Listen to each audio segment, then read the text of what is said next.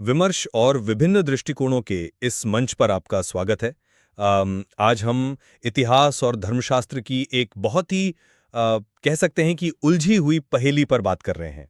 बिल्कुल। और आज की हमारी ये चर्चा प्रसिद्ध लेखिका मैरी नोएल थाबुत के एक बहुत ही शानदार ऐतिहासिक विश्लेषण पर आधारित है, जो हमें शुरुआती ईसाईयत के उदय और समाज के साथ उसके टकराव को समझने में मदद करती है। हाँ, और थाबुत का काम हमें एक बहुत ही बुनियादी और तीखे सवाल पर लाकर खड़ा कर देता है। सवाल ये है कि शुरुआती ईसाइयों का जो इतनी तेजी से फैलाव हुआ, उसकी असली वजह क्या थी? क्या ये दुनिया के साथ एक सक्रिय, प्यार भरा और समावेशी जुड़ाव था? या फिर क्या ये एक शत्रुतापूर्ण दुनिया के खिलाफ संघर्ष, उत्पीड़न और एक रक्षात्मक रुख का सीधा परिणाम था? ये एक बहुत बड़ा सवाल है। सही बात है। और आज की चर्चा में मेरा तर्क यही रहेगा कि यह ऐतिहासिक विस्तार मुख्य रूप से पुरानी सीमाओं को तोड़ने वाले प्रेम और एक सकारात्मक संक्रमण पर आधारित था। मतलब प्यार का एक ऐसा असर जो छूत की तरफ फैला। मानना है कि बिना उत्पीड़न, सामाजिक घर्षण और एक कड़े रक्षात्मक तंत्र के ये सारा विस्तार कभी होता ही नहीं। ये एक पूरी तरह से प्रतिक्रियावादी प्रक्रिया थी। अच्छा, तो चलिए इस गुत्थी को सुलझाना शुरू करते हैं। देखिए, थाबूत के विश्लेषण को पढ़ते हुए जो बात मुझे सबसे ज्यादा रोमांचित करती है, वो है मानवीय सीमाओं का टूटना। वो प्रेरितों के कार्य यानी एक्ट्स ऑफ द अपोस्टल्स का एक बहुत ही दिलचस्प वाकया सामने रखती हैं। आप फिलिप के सामारिया जाने वाले हिस्से की बात कर रहे हैं ना? बिल्कुल, फिलिप नाम के एक शख्स का सामारिया जाना। अब श्रोताओं को यह समझना होगा कि सामारिया कोई आम जगह नहीं थी। बिल्कुल नहीं। यहूदियों और सामारियों की दुश्मनी कोई छोटी मोटी नोकझोंक नहीं थी। सही कहा आपने, ये सैकड़ों सालों की नफरत थी। मतलब यहूदी सामारियों को विधर्मी मानते थे। उनके साथ उठना बैठना, बात करना भी एक तरह से पाप समझा जाता था। वे एक दूसरे के लिए अछूत थे। हाँ। लेकिन फिलिप उन पुरानी भौगोलिक और मानसिक हदों की कोई परवाह नहीं करता। वो वहां जाता है कोई तलवार लेकर नहीं, बल्कि एक समावेशी संदेश लेकर। और थाबुत लिखती हैं कि इसके नतीजे में सामारिया शहर में बड़ी खुशी आती है। ये सिर्फ कोई ऐतिहासिक घटना नहीं है, ये एक वैचारिक क्रांति थी। आपकी बात अपनी जगह ठीक है, पर रुकिए, क्या हम फिलिप की नीयत और उसके वहां पहुंचने की असली वजह को नजरअंदाज नहीं कर रहे हैं? थाबुत के विश्लेषण में एक बहुत ही कड़वा सच छुपा है जिस पर हमें बात करनी चाहिए। कड़वा सच? आप किस तरफ इशारा कर रही हैं? असल में फिलिप वहां कोई शांति दूत बनकर अपनी मर्जी से नहीं गया था। तो आपके हिसाब से वो वहां क्यों गया था? वो अपनी जान बचाकर वहां भागा था। मतलब मुझे लगता है कि हमें थोड़ा पीछे जाकर ये साफ करना चाहिए कि फिलिप था कौन। थाबुत याद दिलाती हैं कि वो कोई चुना हुआ प्रचारक या मिशनरी नहीं था। वो यरूशलेम में टेबल पर खाना परोसने का काम कर रहा था। हाँ, वो विधवाओं को खाना बांटने का काम देखता था। बिल्कुल, वो एक यूनानी भाषी यहूदी था जिन्हें हेलेनिस्ट्स कहा जाता था, जो कि यरूशलेम के समाज में वैसे ही एक बाहरी तबका माने जाते थे। बिल्कुल सही। वे पहले से ही हाशिए पर थे और फिर यरूशलेम में उन पर भयानक और हिंसक हमले शुरू हो गए। कट्टरपंथियों ने उनके एक प्रमुख नेता स्टीफन की बेरहमी से हत्या कर दी। इस खौफनाक कत्ल के बाद ही फिलिप वहां से भागा। अगर हम इस खूनी इतिहास को भूलकर सिर्फ उस खुशी पर ध्यान देंगे तो ये इतिहास के साथ नाइंसाफी होगी। मैं आपकी बात समझ रहा हूँ। देखिए, कुछ देर पहले मैं इसे एक अलग नजरिए से देख रही थी। ये पूरा फैलाव कुछ एक बीज की तरह है। बीज की तरह? वो कैसे? एक बीज तभी अपने पेड़ से मीलों दूर जाकर गिरता है जब कोई भयानक आंधी उसे हिंसक रूप से उखाड़ फेंकती है ना? थाबुत अपनी किताब में बहुत स्पष्ट रूप से लिखती हैं कि उत्पीड़न के कारण ही सुसमाचार यरूशलेम की सीमाओं को पार कर पाया। अगर स्टीफन का कत्ल नहीं होता तो फिलिप शायद जिंदगी भर यरूशलेम में ही खाना बांटता रहता। ये पूरी तरह से एक सर्वाइवल की बात थी। मैं समझता हूं कि आप ऐसा क्यों सोचती हैं, लेकिन मुझे आपको एक अलग दृष्टिकोण देने दें। आपकी ये बात बहुत दमदार है कि आंधी ने ही बीज को उखाड़ा। मैं उस मजबूरी या उस शुरुआती झटके से इनकार नहीं कर रहा हूं।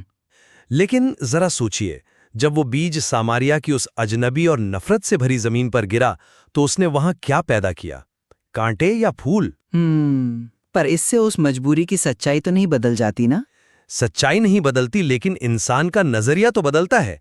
फिलिप खुद एक शरणार्थी था, एक डरा हुआ इंसान जो अपनी जान बचाकर भागा था। अक्सर मजबूरी इंसान को कड़वा बना देती है, रक्षात्मक बना देती है। हाँ, ये एक स्वाभाविक प्रतिक्रिया है।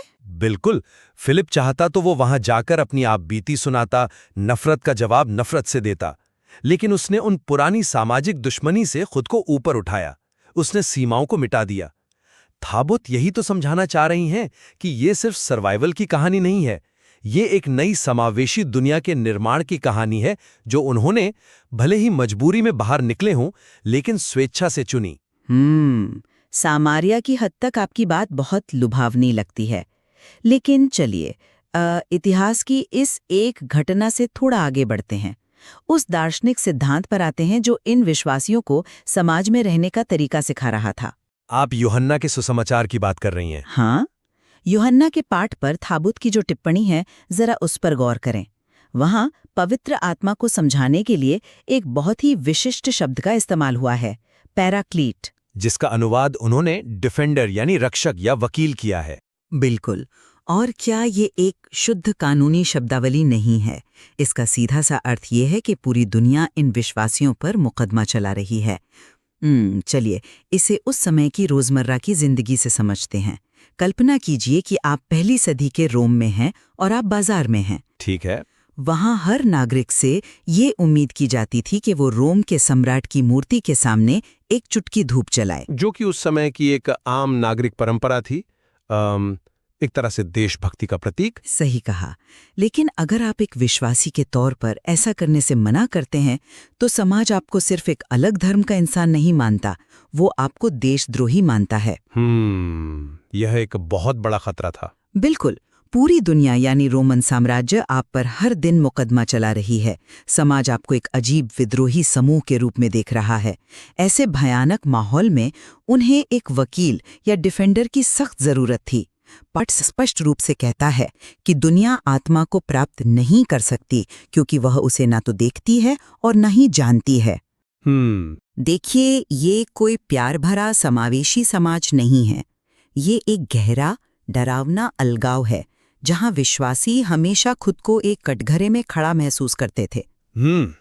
मैं इस बात से सहमत हूं कि समाज का दबाव बहुत भयानक था और वो जो कानूनी रूपक है वो भी बहुत सटीक है। लेकिन मुझे लगता है कि आप दुनिया शब्द का बहुत ही संकीर्ण और नकारात्मक अर्थ निकाल रही हैं। संकीर्ण कैसे? मतलब जब पूरी दुनिया आपको मारना चाहती हो तो आप उसे और क्या कहेंगे? आबुत अपने विश्लेषण में इस बात को लेकर बहुत स्पष्ट हैं। वो कहती हैं कि यहाँ दुनिया का अर्थ कोई बुरी जगह नहीं है। ईसाईयत में निराशावादी होना या दुनिया से हार मान लेना ये स्वीकार्य ही नहीं है। वो समझाती हैं कि हमें इस दुनिया शब्द को दुनिया की भावना के रूप में समझना चाहिए। तो क्या ये वकालत दुनिया के खिलाफ नहीं है? बिल्कुल नहीं, यही तो मुख्य बिंदु है। ये डिफेंस या वकालत दुनिया के खिलाफ नहीं है, बल्कि दुनिया के लिए है। ईसा मसीह अपने अनुयायियों को इसलिए मजबूत नहीं कर रहे हैं कि वो किसी गुफा में जाके छिप जाएं। अच्छा। वह उनसे कहते हैं, मैं तुम्हें अनाथ नहीं छोड़ूंगा। वह उन्हें एक वकील इसलिए दे रहे हैं ताकि वे बाहर जा सकें और इस दुनिया को प्रेम की भावना से बदल सकें। मतलब यह डरे हुए लोगों का कोई बंद समूह नहीं है। यह एक ऐसा समूह है जो पूरे यकीन के साथ मानता है कि दुनिया को प्यार के छूत से बदला जा सकता है। आपकी यह व्याख्या बहुत ही आशावादी है, लेकिन मुझे लगता है कि यह जमीनी हकीकत से थोड़ी दूर है। क्या आप एक पतरस के उस पाठ को भूल रहे हैं जिसका जिक्र थाबूत करती हैं? नहीं, वो भी एक महत्वपूर्ण हिस्सा है। पतरस अपने लोगों से साफ साफ कहते हैं, हर उस व्यक्ति के सामने अपना बचाव पेश करने के लिए हमेशा तैयार रहें जो आपसे आपकी आशा का कारण पूछता है। जरा इस मानसिकता को समझिए। वे उन प्रथाओं में भाग लेने से इनकार कर रहे थे जो समाज का हिस्सा थीं। उन्हें लगातार व्यंग्य और सामाजिक बहिष्कार का सामना करना पड़ रहा था। हाँ, वे समाज से अलग थलग पड़ रहे थे, यह सच है। और ऐसे माहौल में हम बनाम वे की मानसिकता का विकास होना एक बहुत ही स्वाभाविक मनोवैज्ञानिक प्रतिक्रिया है ना? वे दुनिया को प्यार से बदलने की बात भले ही सोचें, लेकिन उनका दिन प्रतिदिन का जीवन अपनी पहचान को एक शत्रुतापूर्ण समाज से बचाने की एक अनवरत जद्दोजहद था। पवित्र आत्मा को एक वकील के रूप में देखना इसी बात का सबूत है कि उन्हें मानसिक सुरक्षा की कितनी भयानक जरूरत थी। आप एक पत्रस का हवाला दे रहे हैं जो कि बिल्कुल सही है, लेकिन आप उसी पाठ का अगला हिस्सा छोड़ रहे हैं। पत्रस उसी लाइन में आगे क्या कहते हैं? वो कहते हैं कि यह बचाव कोमलता और सम्मान के साथ किया जाना चाहिए। पर इसका मतलब ये तो नहीं कि संघर्ष नहीं था। संघर्ष था, बिल्कुल था, लेकिन उनका मकसद दुनिया को हराना या बदला लेना नहीं था। उनका मकसद था एक ऐसा जीवन जीना जो दूसरों के लिए एक मिसाल बन सके। और अगर हम इस बात की गहराई में जाएं कि उन्हें एक शत्रुतापूर्ण दुनिया में इस प्यार भरे रुख को बनाए रखने की ताकत कहां से मिलती थी, तो हमें थाबुत द्वारा किए गए भजन 65 के विश्लेषण को देखना चाहिए। जो कि उनके सामूहिक दर्शन का एक बहुत अहम हिस्सा माना जाता है। बिल्कुल। और ये भजन कोई डरे हुए, छोटे से सताए हुए समूह का रोना नहीं है। इसमें लिखा है, पूरी पृथ्वी को भगवान की जय जयकार करने दो। जरा इस विजन की विशालता को देखिए। विजन तो बड़ा था, हाँ। ये एक अत्यंत आशावादी भविष्य की ओर इशारा करता है, जहां पूरी मानवता एक साथ खड़ी होगी। अगर वे सिर्फ सर्वाइवल मोड में होते, अगर वे सिर्फ अपनी जान बचा रहे होते, तो वे केवल अपने छोटे से कबीले की सलामती की दुआ मांगते। लेकिन वे तो वर्तमान की सारी सीमाओं को पार करके पूरी दुनिया को एक धागे में पिरोने का सपना देख रहे थे। मैं आपकी इस बात से बिल्कुल इनकार नहीं करती कि उनका दृष्टिकोण और भविष्य का सपना बहुत व्यापक था। लेकिन सवाल ये है कि उस व्यापक सपने को एक हिंसक वर्तमान में जिंदा कैसे रखा गया। यहीं पर थाबुत एक बहुत ही गहरी मनोवैज्ञानिक अवधारणा पेश करती हैं, जिसे वो सामूहिक स्मृति कहती हैं। आप उस पहचान की बात कर रही हैं जो वे अपने इतिहास से लेते थे। हाँ, और ये बहुत महत्वपूर्ण है। सोचिए, जब पूरी दुनिया आप पर हंस रही हो, आपके त्योहारों का मजाक उड़ा रही हो, तब आप कैसे टिकेंगे? थाबुत बताती हैं कि यहूदी धर्म और शुरुआती ईसाईयत में व्यक्तिगत अनुभव से कहीं ज्यादा सामूहिक पहचान मायने रखती थी। ये सच है कि समुदाय बहुत मजबूत था। एक बच्चा जब पैदा होता है तो वो प्रार्थनाओं और सबसे जरूरी एक्सोडस यानी मिस्र से आज़ादी की कहानियों के माध्यम से अपनी पहचान बनाता है। तो आपके कहने का मतलब है कि वे अपने इतिहास को दोहराकर खुद को सुरक्षित महसूस करते थे। ये महज सुरक्षित महसूस करना नहीं था। जब वे एक्सोडस के गीत गाते थे तो वो सिर्फ कोई पुरानी ऐतिहासिक पूजा नहीं कर रहे थे, वो एक तरह का मनोवैज्ञानिक कवच पहन रहे थे। वो खुद को और दुनिया को बता रहे थे कि रोमन साम्राज्य से पहले भी कई बड़े साम्राज्य आए जिन्होंने हमें कुचलना चाहा, पर आज वो मिट्टी में मिल चुके हैं और हम जिंदा हैं। अच्छा, तो ये एक डिफेंस मैकेनिज्म था। बिल्कुल। थाबुत आधुनिक व्यक्तिवाद के खतरों की भी चेतावनी देती हैं। वो कैसे? आज के संदर्भ में इसका क्या मतलब है? आज हम सोचते हैं कि एक अकेला इंसान अपनी मानसिक ताकत से सब कुछ सह सकता है, लेकिन उस जमाने में ऐसा नहीं था। समुदाय के उन बेहद कड़े बंधनों और अनुष्ठानों के बिना कोई भी इंसान बाहरी दुनिया के दबावों में टूटकर बिखर जाता। तो मेरा तर्क यह है कि वे जो बाहर इतने आत्मविश्वास से जा रहे थे, वो इसलिए नहीं कि वे बहुत आज़ाद महसूस कर रहे थे। वो इसलिए था क्योंकि उनके चारों ओर एक बहुत ही मजबूत, लगभग कट्टर सामूहिक रक्षा तंत्र काम कर रहा था। ये सामूहिक स्मृति ही उनकी असली ढाल थी। आपकी ये बात वाकई बहुत गहराई लिए हुए है। ये सामूहिक स्मृति निश्चित रूप से एक ढाल थी जिसने उन्हें बिखरने से बचाया। लेकिन मैं इसे कट्टर रक्षा तंत्र या एक बंद कमरे की मानसिकता कहने से बचूंगा। ऐसा क्यों? मतलब अगर आप लगातार अपना बचाव कर रहे हैं तो आप रक्षात्मक ही तो हुए, है ना? क्योंकि थाबुत स्पष्ट करती हैं कि यह ढाल उन्हें बाहरी दुनिया से डराने के लिए नहीं थी। जब पतरस कहते हैं कि ईसा मसीह ने एक ही बार पापों के लिए दुख उठाया, तो थाबुत समझाती हैं कि ये कोई हार का बयान नहीं है। ये जीत का एक बहुत बड़ा घोष है। ये एक ऐसा समूह था जो अपने दिल की गहराई में ये मानता था कि बुराई, नफरत और हिंसा को हमेशा के लिए हराया जा चुका है। लेकिन रोजमर्रा की जिंदगी में तो बुराई उनके सामने ही खड़ी थी ना? सामने खड़ी थी, लेकिन उन पर हावी नहीं थी। सामूहिक स्मृति ने उन्हें वह मानसिक शांति दी जिसके बल पर वे बाहर निकल सके। इसी शांति की वजह से फिलिप सामरिया के उन अजनबियों के पास जा सका जो ऐतिहासिक रूप से उनके दुश्मन थे। अगर वे डरे हुए होते तो वे आक्रामक हो जाते या छिप जाते, लेकिन उन्होंने समावेश का रास्ता चुना। या शायद ये बुराई हार चुकी है का जो भव्य नारा था वो असल में उन लोगों को मानसिक तौर पर टूटने से बचाने का एक तरीका था जो रोजमर्रा की जिंदगी में उसी जुल्म को झेल रहे थे। एक कोपिंग मैकेनिज्म के तौर पर। बिल्कुल। जब कोई शक्तिशाली समाज आप पर लगातार प्रहार कर रहा हो तब आपको इस तरह के शक्तिशाली नारों और पैराक्लीट जैसे वकीलों की सख्त आवश्यकता होती है। मैं फिर कहूंगी, ये फैलाव जो हमें आज एक महान समावेशी आंदोलन लगता है वो अपनी जड़ों में एक छोटे से समुदाय के जिंदा रहने की जबरदस्त छटपटाहट थी। उन्होंने अपने विचारों का विस्तार इसलिए किया क्योंकि अगर वे एक ही जगह सिमटे रहते तो वे हमेशा के लिए कुचल दिए जाते।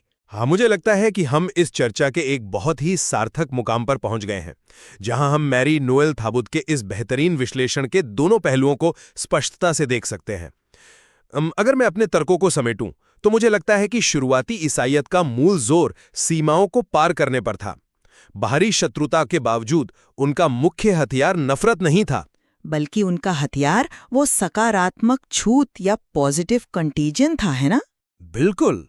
फिलिप का समारिया जाकर दुश्मनी भुलाना, यूहन्ना के सुसमाचार में दुनिया को बचाने की इच्छा और भजन 65 का वो वैश्विक गान, ये सब दिखाते हैं कि उन्होंने दुनिया से भागने के बजाय उसे प्यार से अपनाने का एक सक्रिय फैसला लिया था। और अगर मैं अपने दृष्टिकोण को रखूं, तो थाबूत का काम हमें इस कठोर वास्तविकता से भी रूबरू कराता है कि ये महान विस्तार किसी खाली निर्वात में नहीं हुआ। ये एक गहरी मजबूरी, हिंसक उत्पीड़न और लगातार मिल रही धमकियों का नतीजा था। उस शत्रुतापूर्ण दुनिया में टिके रहने के लिए उन्हें एक गहरी सामूहिक स्मृति की जरूरत थी। बिना उस मजबूरी और रक्षा कवच के ये वैचारिक छलांग कभी मुमकिन नहीं थी। और भले ही हम इस बात पर असहमत हैं कि मुख्य प्रेरक तत्व क्या था, स्वेच्छा से किया गया प्यार का विस्तार या मजबूरी में उठाया गया बचाव का कदम, लेकिन हम इस बात पर जरूर सहमत हैं कि उस समय के जबरदस्त दबाव और जटिल परिस्थितियों ने ही उस ऐतिहासिक बदलाव को जन्म दिया जिसका थाबुत ने इतनी बारीकी से अध्ययन किया है। बिल्कुल सहमत हूँ। किसी भी ऐतिहासिक सच्चाई को पूरी तरह समझने के लिए हमें उसके उजले और अंधेरे दोनों पक्षों को एक साथ देखना होता है। सही कहा। हम अपने सभी श्रोताओं से अनुरोध करते हैं कि वे इस चर्चा के आधार पर खुद मैरी नोएल थाबुत के इस दिलचस्प विश्लेषण को पढ़ें, उन ऐतिहासिक दस्तावेजों की गहराई में जाएं और इस विषय पर अपनी खुद की समझ विकसित करें। क्योंकि विचार विमर्श और सवालों का ये सफर कभी खत्म नहीं होता। बिल्कुल। क्या ये फैलाव किसी शांतिपूर्ण नदी की तरह था जिसने दुनिया को सींचा, या ये उस जंगल की आग की तरह था जिसे तूफानों ने मजबूरन नई दिशाओं में धकेल दिया? शायद दोनों ही तस्वीरें अपनी अपनी जगह सच हैं। हमारे साथ जुड़ने के लिए बहुत बहुत धन्यवाद। मिलते हैं अगली बार एक नए विमर्श के साथ।